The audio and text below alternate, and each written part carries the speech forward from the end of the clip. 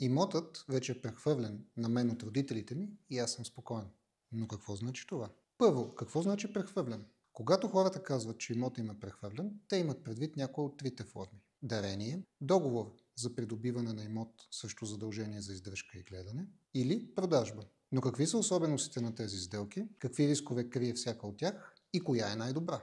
Няма еднозначен отговор на въпроса кое от трите е най-добро за уреждане на имотните взаимоотношения. Зависи какво целите и от какво искате да се предпазите. Например, покупко-продажбата е най-скъпата и сложна за осъществяване между роднини сделка, но най-сигурна по отношение на евентуално оспорване от другите наследници. Дарението пък от друга страна е най-удобно и най-евтино, но е най-лесно оспоримо. Договор за придобиване на имот срещу издръжка и гледане е най-сигурен по отношение защита на правата на наследодателя, но е по-скъп от дарението и има допълнителни особености. Ние от Trust Home България сме на среща, за да ви помогнем и да предложим решение на вашия въпрос. Свържете се с нас.